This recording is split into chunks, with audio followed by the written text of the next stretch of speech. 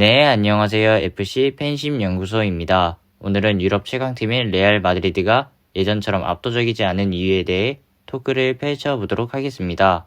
바로 가시죠. 일단 레알 마드리드가 며칠 전에 사비 알론소 감독을 경질하면서 많은 축구 팬들한테는 약간 충격이었습니다. 왜냐, 사비 알론소 감독이 분데스리가에서 크게 증명을 하고 레알 마드리드 감독을 하면서 초반에는 되게 좋았어요. 10명으로 2연승을 하면서 개인적으로 레알이 이번 시즌 유럽 축구를 지배하겠구나 이 생각을 했는데 챔피언스리그 리버풀전 1대0 패배 이후에 흔들리기 시작하더니 수페르 코파 데 에스파냐 결승에서 바르셀로나한테 패배를 하면서 사비 알론소 감독이 경질이 됐는데 솔직히 레알 마드리드가 성적은 좋았지만 선수단 통제에 실패하며 무너졌죠. 하지만 레알 마드리드가 압도적이지 않은데 이유가 있습니다. 우선 첫 번째로 전술형 감독입니다. 축구 감독을 보면 전술형 감독과 매니저형 감독 두 가지 종류가 있는데 전술형 감독은 시스템으로 팀을 만드는 감독이고 매니저형 감독은 엄청 자세한 전술보다는 선수단 관리와 라커룸 분위기를 잡아주는 감독입니다. 근데 사비 알론소 감독은 전술형 감독에 가깝습니다. 왜냐? 비니시우스와 은바페한테 계속 수비를 해야 된다고 얘기하고 훈련 강도를 높이고 경기할 때 강한 압박을 원했대요.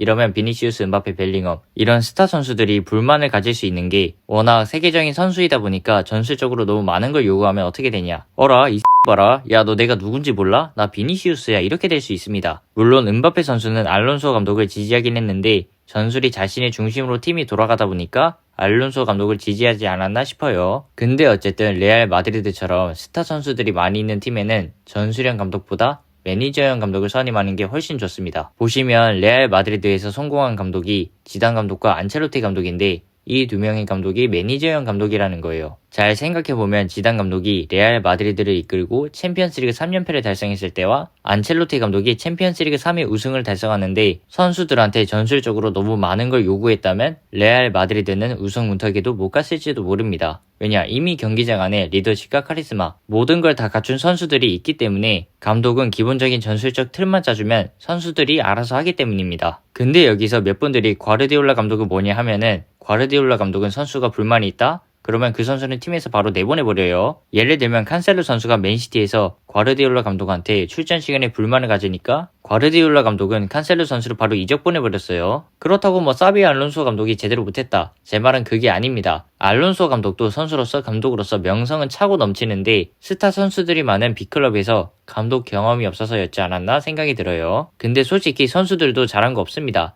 감독 말을 좀 들어먹어야죠. 얼마나 들어왔으면 승률이 70%인 감독이 상호 계약 해지를 하겠어요. 그리고 두 번째로는 토니 크로스의 빈자리입니다. 진짜 레알 마드리드를 보면 토니 크로스가 있었다면 이 얘기를 안 할 수가 없습니다. 토니 크로스가 레알 마드리드에서 뛸 때 소파스코어 기준으로 평균 평점 6점대를 받은 적이 단 한 번도 없어요. 좀 부진한 시즌이 있다 해도 매 시즌 평균 평점 7점대를 받아왔고 22-23 시즌 챔피언스리그 결승전에서 전반전에는 레알 마드리드가 밀렸거든요. 근데 후반전에 토니 크로스가 킹 몇 번으로 레알 마드리드의 15번째 챔피언스리그 우승을 안겨주면서 은퇴를 했는데 레알 마드리드는 다음 시즌에 무관을 달성하면서 정말 최악의 시즌을 보냈어요. 제가 레알 마드리드 팬이어서 경기를 항상 챙겨보는데 진짜 토니 크로스의 빈자리가 뼈저리게 느껴지더라고요. 물론 지금 발베르데 선수가 중거리 슛으로 골을 터뜨려주면서 토니 크로스의 빈자리를 나름 잘 메워주고 있지만 현재 레알 마드리드 수비진이 줄부상으로 발베르데 선수의 원래 포지션인 미드필더에서 뛰지 못하고 맨날 오른쪽 풀백 땜빵 때니까 자신이 진짜 잘하는 플레이를 할 수가 없는 상황입니다. 근데 솔직히 레알 마드리드가 토니 크로스 대체자 영입한다고 여러 선수들이 레알 마드리드와 신뢰도가 전혀 없는 링크가 한 번씩 뜨긴 하지만 만약 레알 마드리드가 어떤 선수를 영입했다 해도 토니 크로스를 대체하는 건 정말 어려울 겁니다. 괜히 독일 대표팀이 크로스 복귀 이후에 살아난 게 아니에요. 그리고 세 번째로는 베테랑 선수들의 부재입니다. 현재 레알 마드리드에서 챔피언스리그 우승을 경험한 30대 선수가 5명 정도 있거든요. 근데 이 5명이 골키퍼와 수비수입니다. 물론 나이와 관계없이 레알 마드리드에서 챔피언스리그 우승을 경험한 선수는 많이 있습니다. 하지만 레알 마드리드는 예전까지만 해도 포지션마다 챔피언스리그 우승을 경험했던 선수가 한 명씩 있었다 보니까 좀 큰 경기에서 위기일 때마다 베테랑 선수들이 골을 넣으면서 해결을 해줬었습니다. 아니면 전골을 못 넣어도 어떻게든 골이 기여를 했었어요. 하지만 미드필더에 유일하게 남아있던 토니 크로스, 루카 모드리치 이런 베테랑 선수들까지 다 떠나버리면서 그렇게 많이 있던 베테랑 선수가 5명밖에 없으니까 뭐 챔피언스리그 맨시티전이나 엘클라시코 이런 큰 경기에서 위기일 때 해결해줄 경험이 많은 선수가 부족하지 않나 싶어요. 근데 무엇보다 약간 비호감 캐릭터인 비니시우스 선수가 약간 지멋대로 할 때 약간 기를 죽여줄 선수가 있어야 합니다. 진짜 벤제마 있을 땐 비니시우스 쟤는 골을 못 넣는다, 쟤한테 볼 주지 말라 이렇게 욕해도 비니시우스는 가만히 있었던 거 보면 만약 비니시우스가 레알 마드리드 챔스 3연패 시절에 그랬으면 고문당하지 않았을까 싶어요. 그니까 이게 사비 알론소 감독이 절대 못한 게 아닙니다. 금쪽 같은 선수들이 문제인 것도 있어요. 이렇게 전체적으로 보면 안 그래도 감독이라는 게 힘든데 B클럽에서 스타 선수들을 통제해야 한다는 걸 생각하면 저는 벌써부터 깃발입니다. 이제 보면 안첼로티, 과르디올라, 클롭 이런 감독들 진짜 대단합니다. 뭐 아무튼 지금 아르베올라 감독이 레알 마드리드 감독이 선임된 거에 의아해하는 분들이 있을 텐데 아직 B클럽과 맞붙지도 않았고 경기도 4경기밖에 안 했기 때문에 벌써부터 아르베올라 감독이 선임된 거에 의아해하기보단